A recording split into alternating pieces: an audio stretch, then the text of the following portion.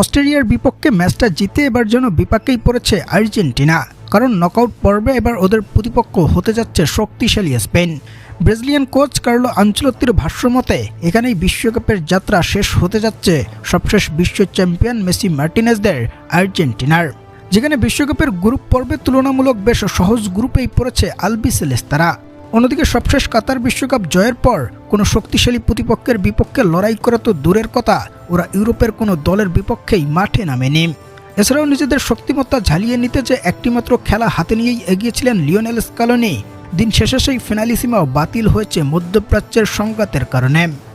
শুধু এখানেই নয়, বরং বিশ্বমঞ্চে মাঠে নামার ঠিক আগ মুহূর্তে ব্রাজিল যখন মিশর ও পানামার মতো বড় দলের বিপক্ষে মাঠে নেমেছিল, তখন আর্জেন্টিনা লড়াইটা করেছিল হন্ডুরাস ও আইসল্যান্ডের মতো দলের বিপক্ষে, যাদের অবস্থান র্যাঙ্কিংয়ের একেবারে তলানিতে।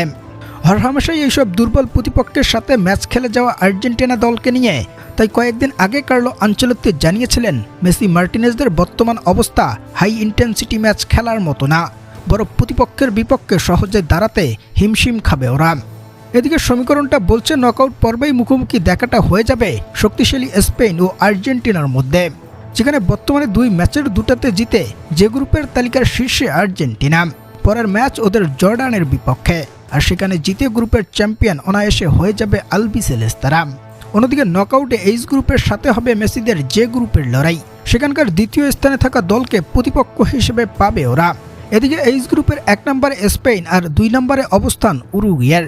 বর্তমান হিসাব বলছে প্রতিপক্ষ হিসেবে আর্জেন্টিনা উরুগুয়েকে পেলেও এখনও বাকি স্পেন ও উরুগুয়ের একটি ম্যাচ, আর সেখানে উরুগুয়ে জিতলে এবং স্পেন হারলে আর্জেন্টিনা প্রতিপক্ষ হিসেবে পাবে লামিন ইয়ামাল ও নিকো উইলিয়ামদের সদ্য ইউরো চ্যাম্পিয়ন স্পেনকে।